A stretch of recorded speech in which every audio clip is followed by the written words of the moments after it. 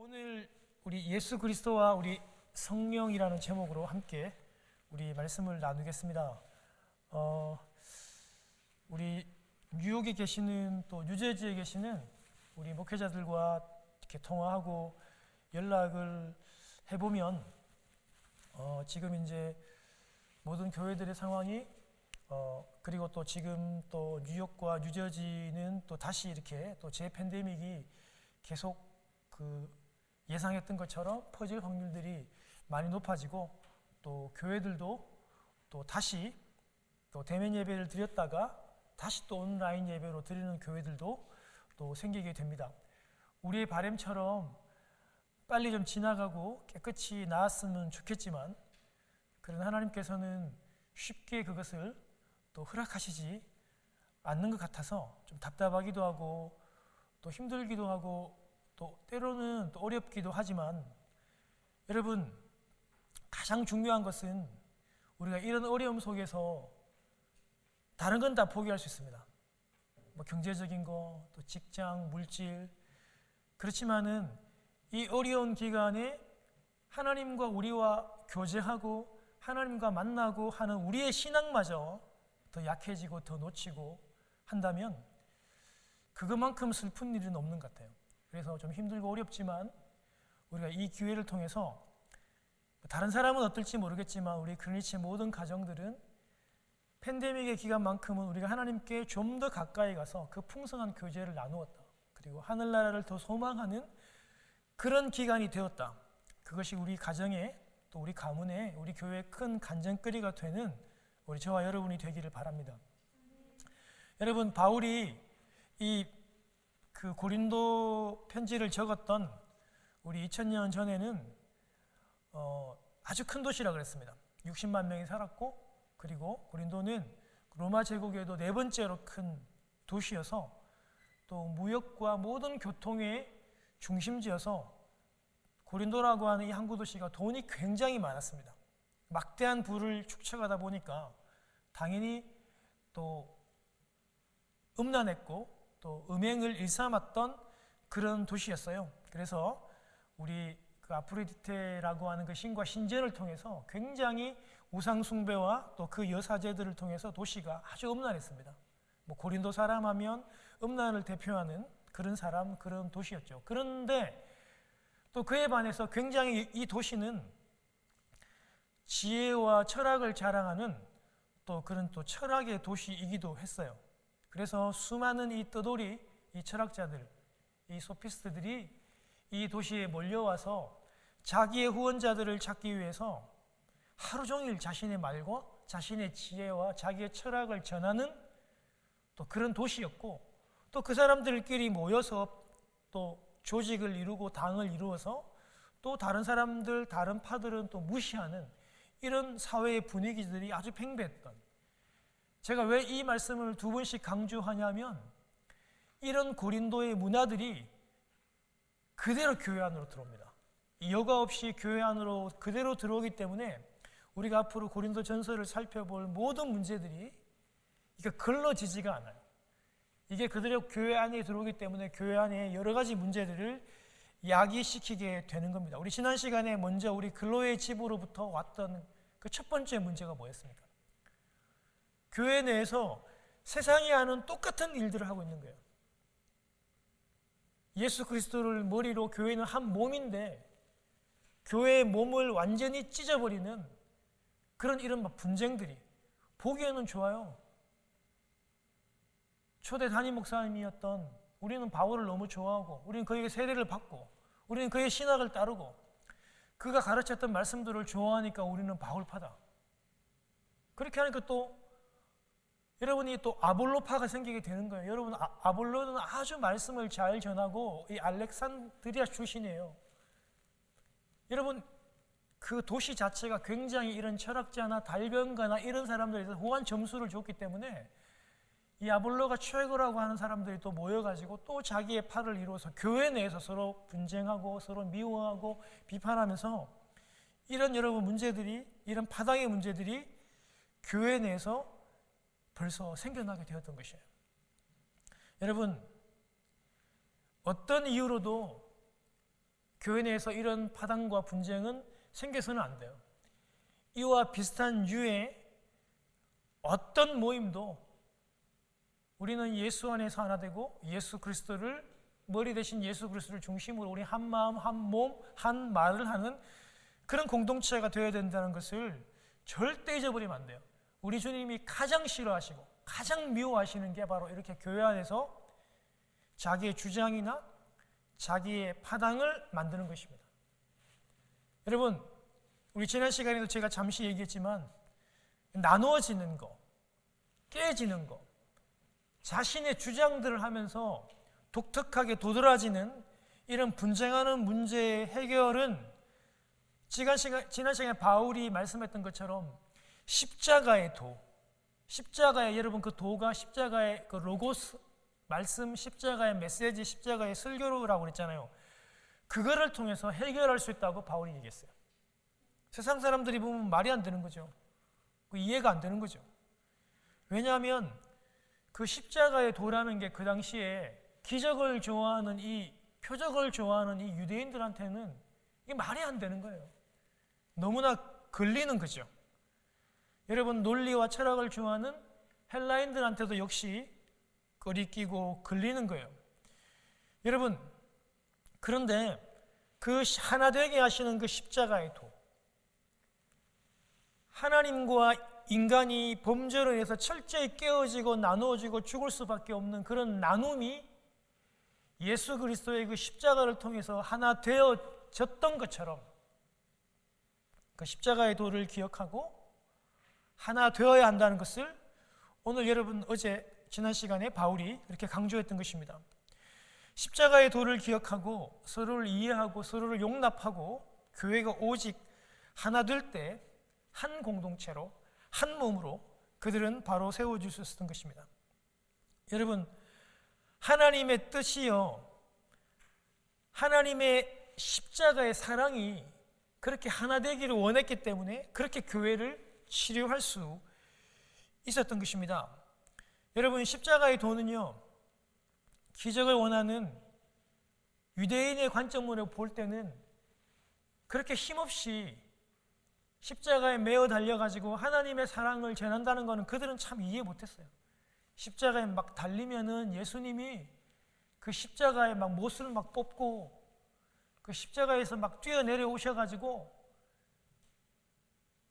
이 로마를 물리치고 이 우리나라를 구원하는 그런 기적들을 그런 유대인들이 굉장히 원했던 거예요.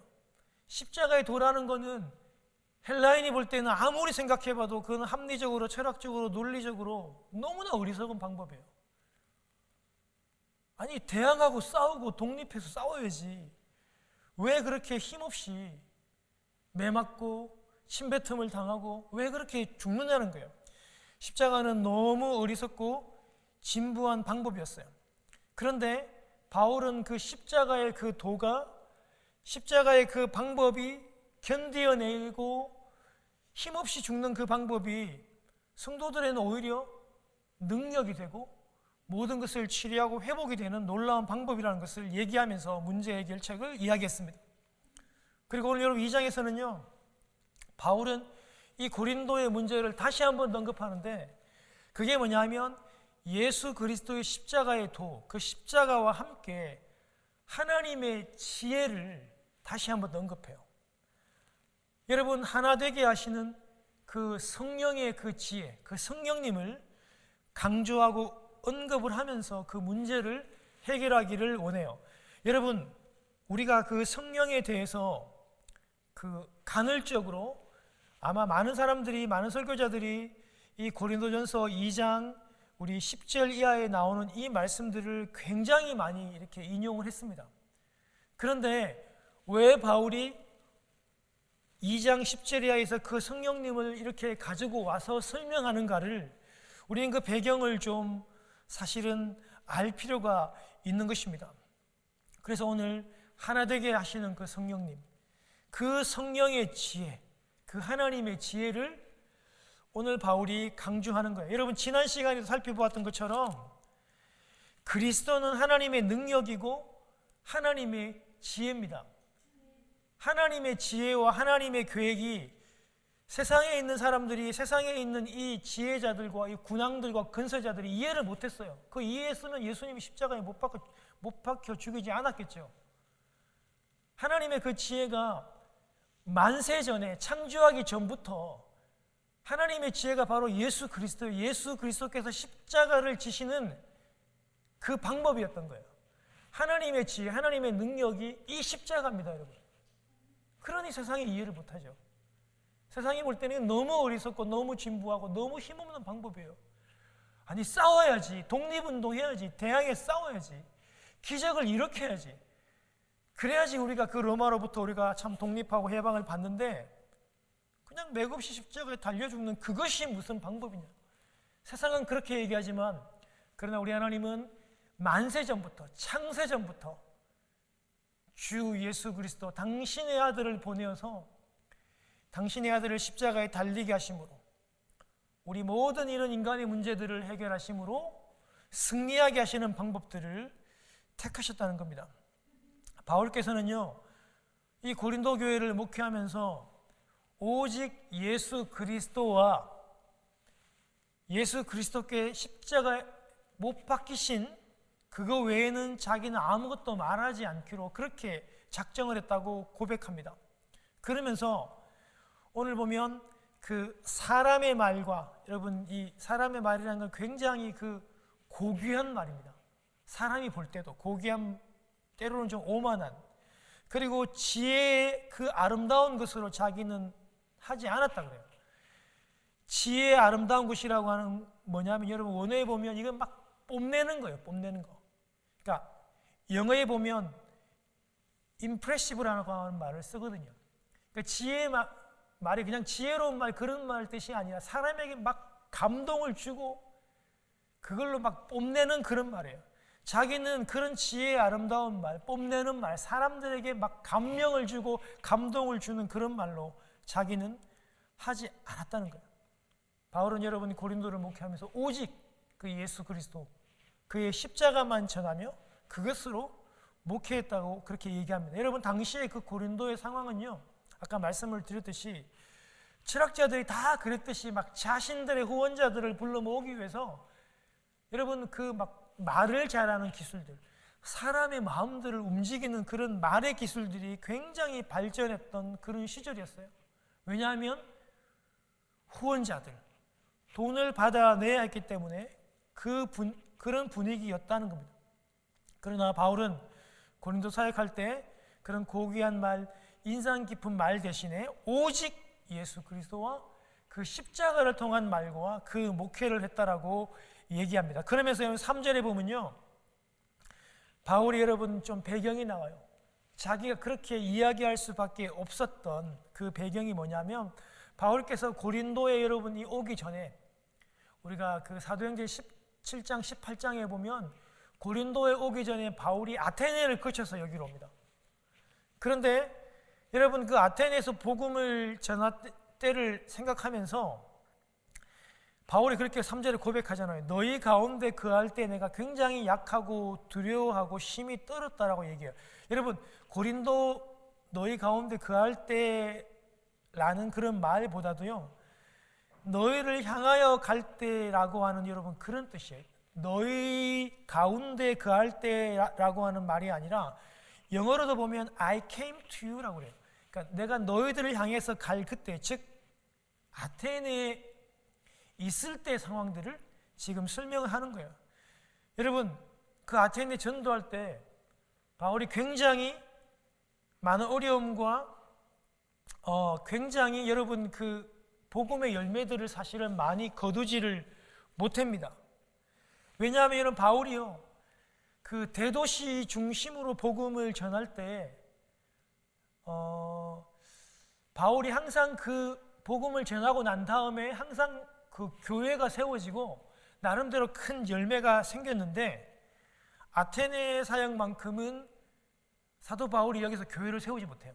세우지도 못하고 또 제대로 된 큰 열매도 사실은 거두지를 못해요. 바울이 여러분 아테네에 들어가서 그 도시에 그 사람들이 우상 숭배하고 철학을 하는 걸 보고 바울이 막 격분을 합니다. 격분을 해서 사도 바울도 아테네에서는요, 자기가 알고 있는 가장 잘할 수 있는 철학과 변론으로 그 아테네에 있는 스토아 학파, 에피쿠로스 학파와 논쟁하고 변론하면서 그들의 콧대를 아주 납작하게 만듭니다. 늑다운을 시켜버리죠. 말에는 이겼습니다.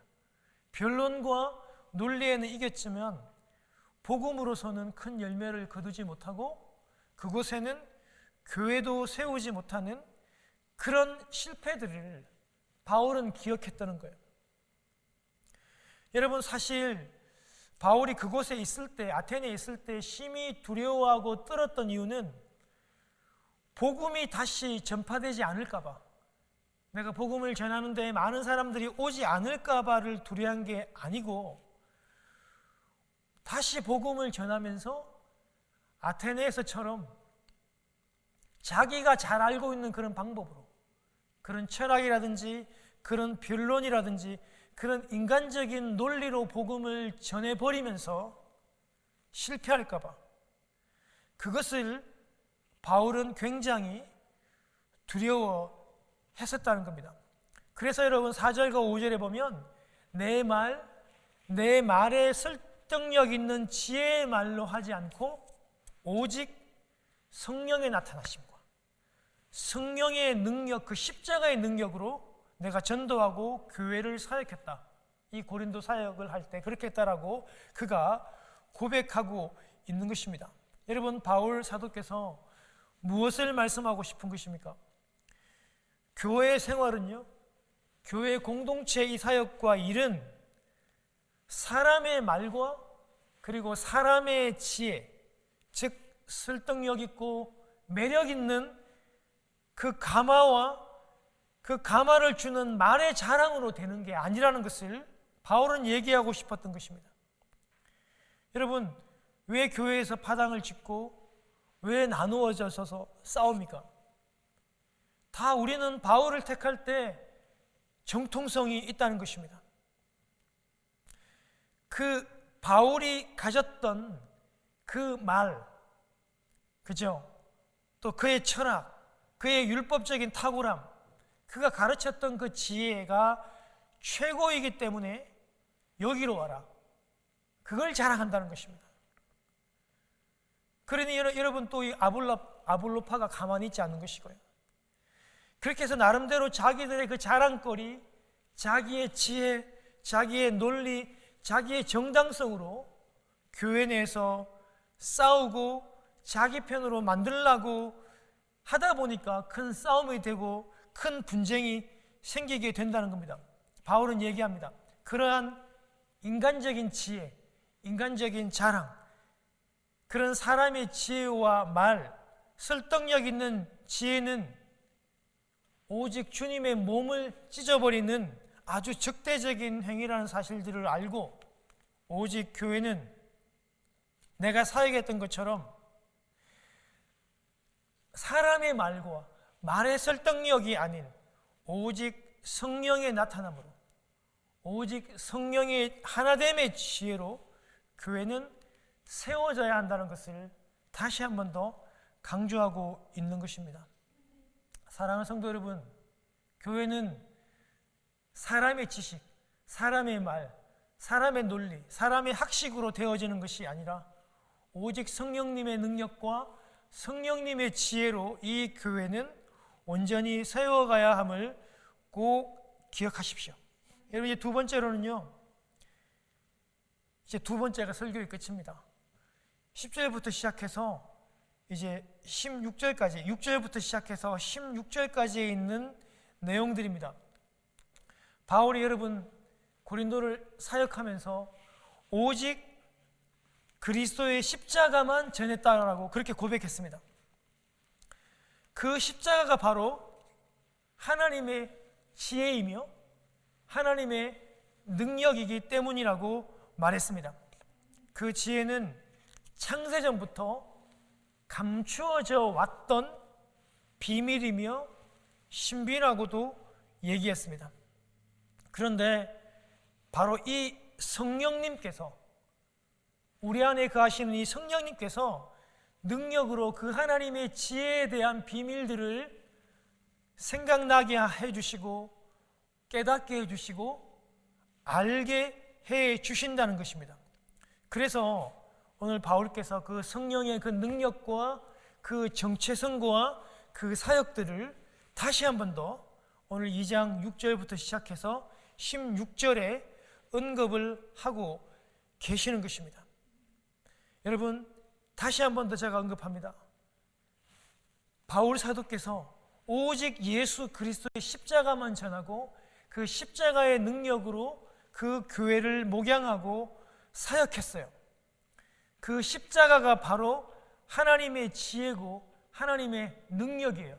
만세전부터 계속 그 계시로부터 준비해 왔던 그런 지혜인데, 하나님의 이 지혜, 이 십자가는요, 세상 사람들이 몰라요.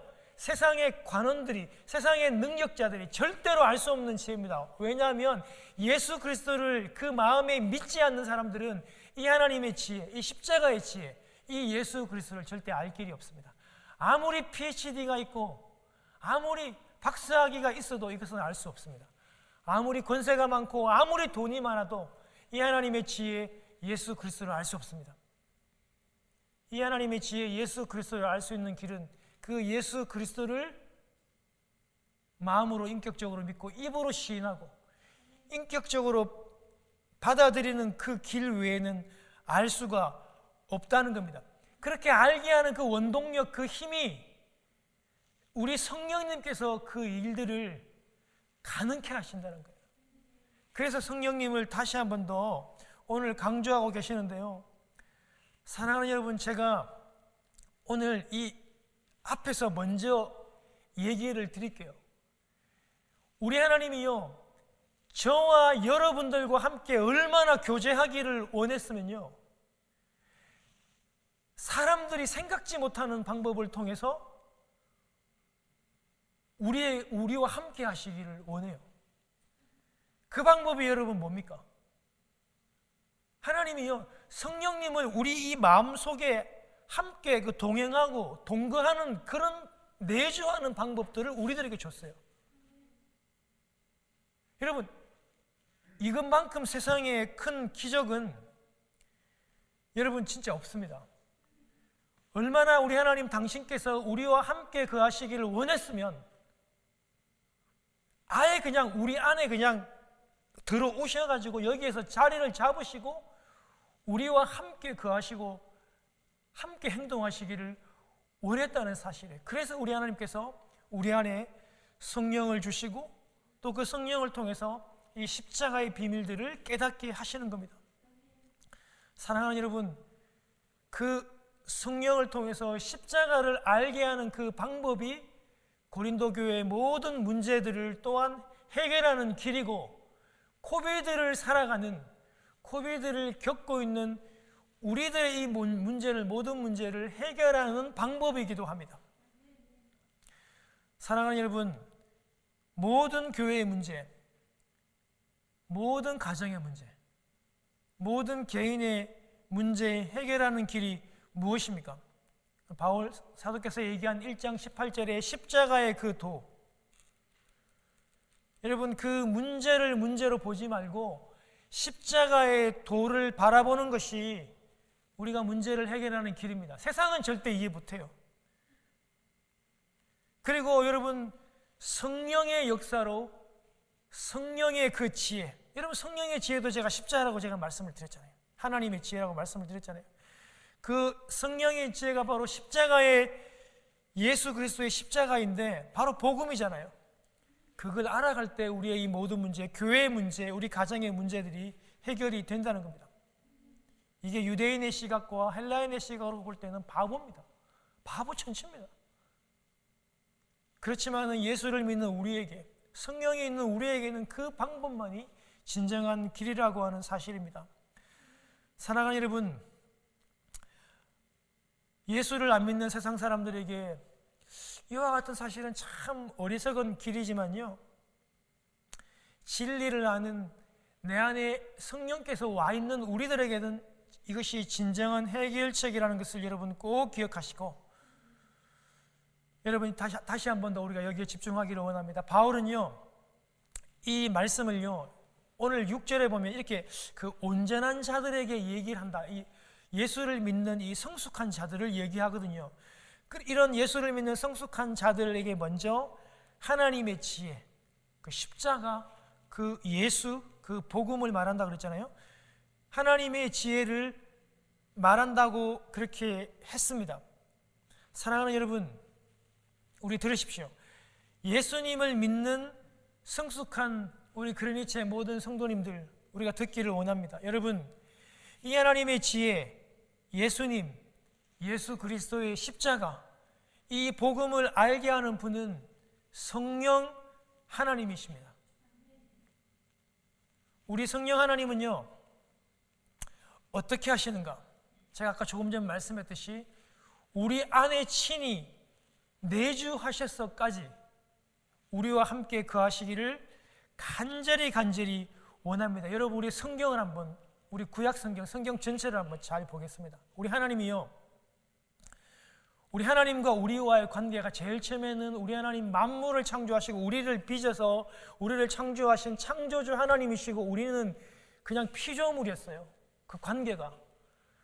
여러분, 그러다가 여러분 또 우리 열왕기 시대 때 하나님 당신을 그 왕으로, 또 우리를 당신의 백성으로 또 그렇게 부르시고 관계 맺으셨어요.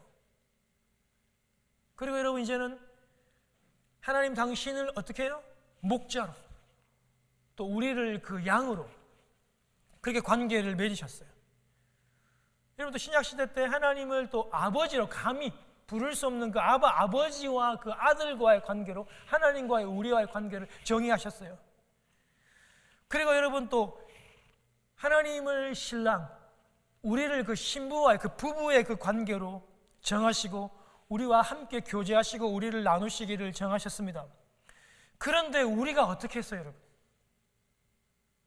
범죄하고 하나님과의 그 약속의 관계를 파기하고 타락했잖아요. 또 우리가 어떻게 했어요? 하나님이 왕이 아닌 다른 인간이 왕을 구했어요. 또 우리가 어떻게 했어요? 목자 되신 하나님을 떠나서 우리 양들은 그릇 자기의 길로 다 갔다 그랬어요. 또 우리 인간들은 어떻게 했습니까? 아버지의 모든 재산들을 자기 몫을 챙겨서 탕자처럼 우리는 떠났습니다. 또 우리 인간들은 어떻게 했어요? 신부가 음란하여 바람난 아내처럼 바람난 아내가 되어 다른 남자들을 찾아서 떠나면서 하나님과의 관계를 그렇게 철저히 파괴하고 무시했어요.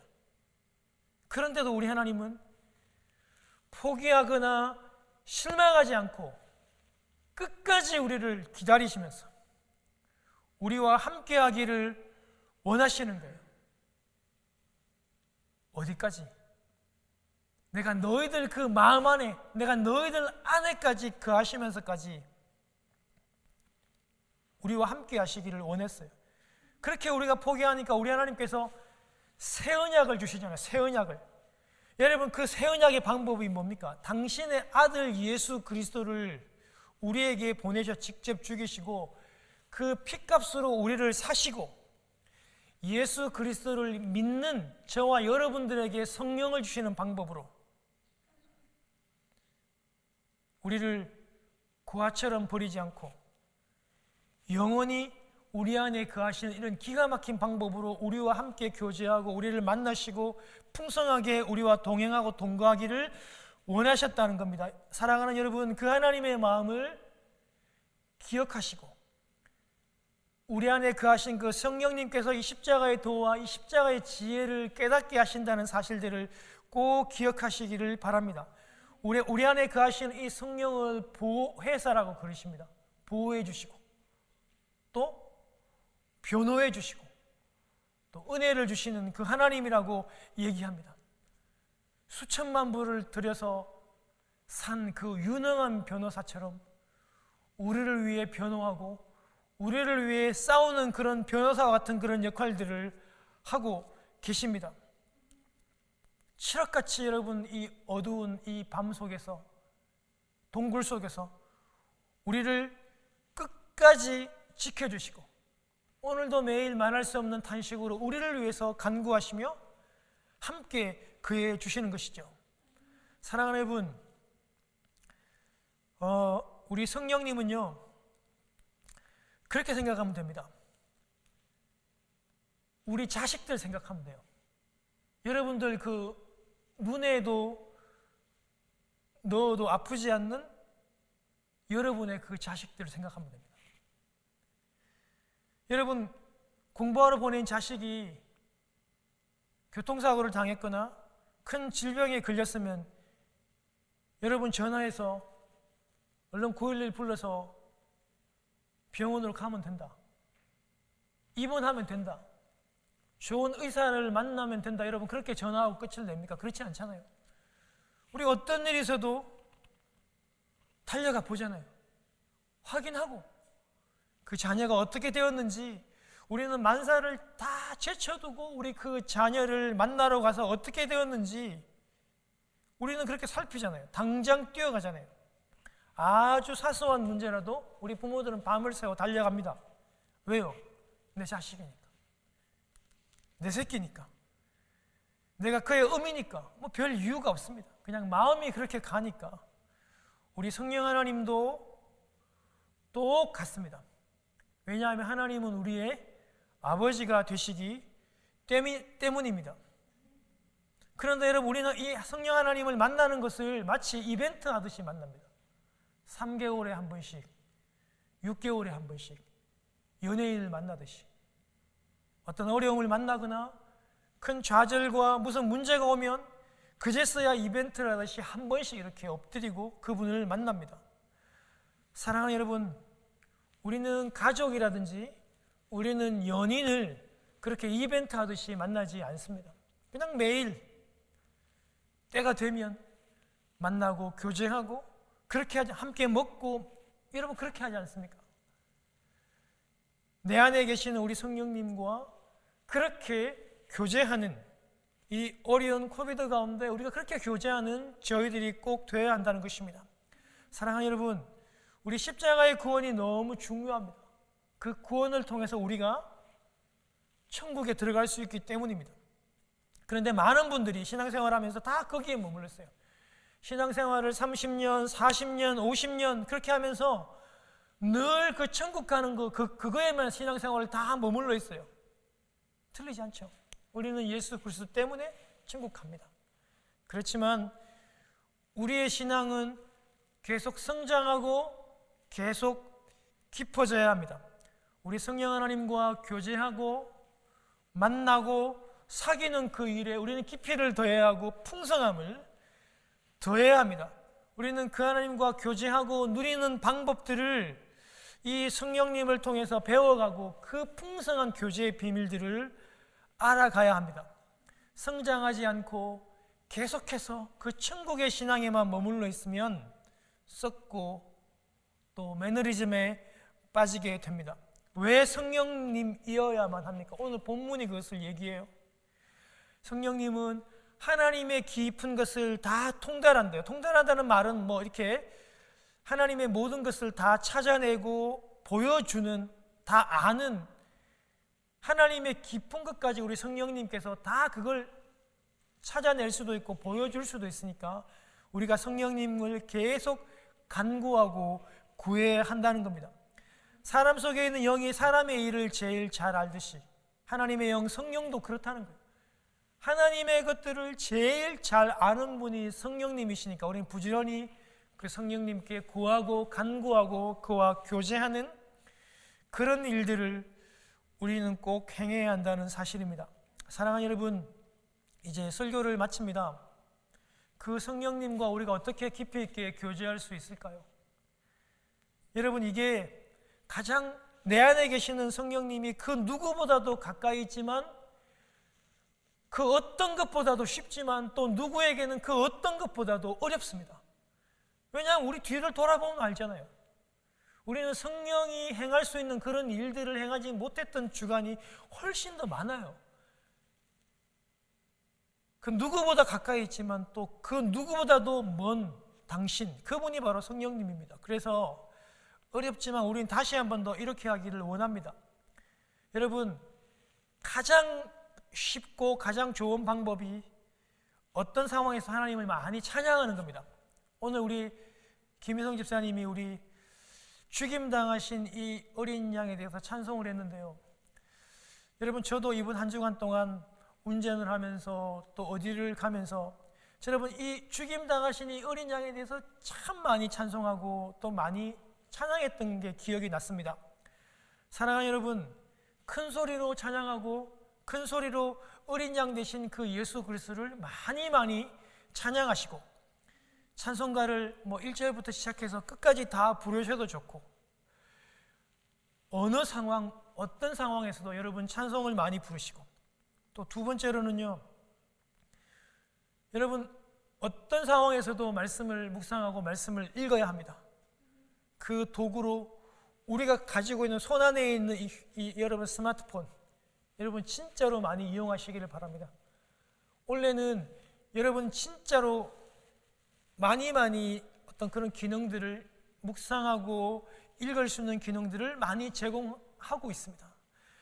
여러분 시간을 내시고 아침으로, 저녁으로, 또 점심으로 묵상하시고 말씀을 읽으십시오. 그리고 여러분 성령님을 기도하시면서 구하시는 것입니다.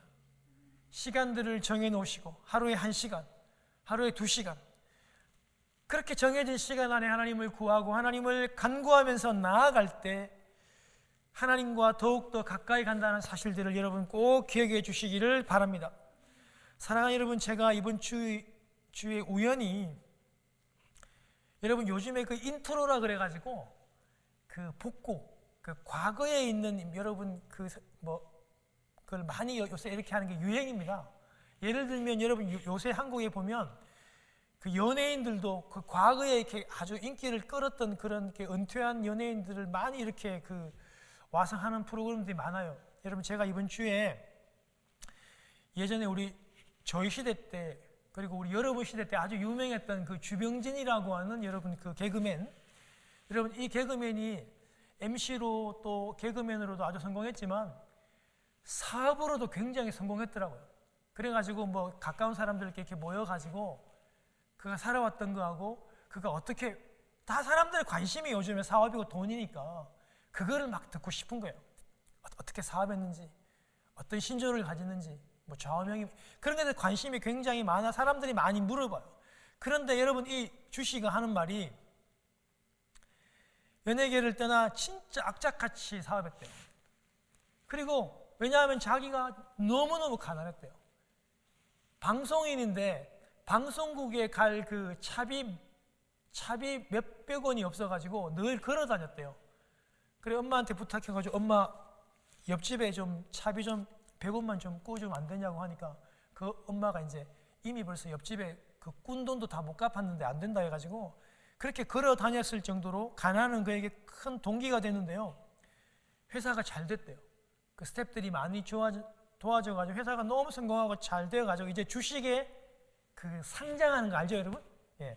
거기까지 가가지고 하루에 주식을 상장했더니만 200억이 넘는 큰 돈이 자기 손에 들어간대요. 근데 그분의 말이에요. 근데 그동안의 이 모든 목표와 이 보상들이 다 해결이 되어야 되는데 그 주병진 씨는 그렇게 얘기하더라고요. 그렇게도 주체할 수 없는 허무감이 그때 오더래요. 그 200억이라는 돈을 받았는데, 성공했는데, 이런 돈이 이걸 통해 달려왔는데, 그러면 이제 앞으로는 어떻게 되나? 그래서 그런 허무함들이 밀려왔대요. 여러분, 그렇게 해서 인터뷰는 끝났고요. 예수를 만나지 못하는 사람들이 여러분 그렇습니다. 예수님을 알지 못하고 예수님을 만나지 못한 사람들은 이런 세상의 물질과 이런 풍요와 이런 학식에 관심이 많고 계속 그거를 구합니다. 사람들은 그렇습니다. 그런데요, 그 문제가 해결이 된다고 해서 물질의 문제, 모든 학식의 문제가 해결되고 나면 그러면 완벽한 여러분 그런 평화 안정들이 올까요? 여러분, 그렇지 않습니다. 인생은 여러분, 내가 생각했던 대로 잘 안 돼요, 여러분. 인생은 내 계획대로, 내 바램대로 안 됩니다. 늘 돌발 상황들이 늘 옵니다.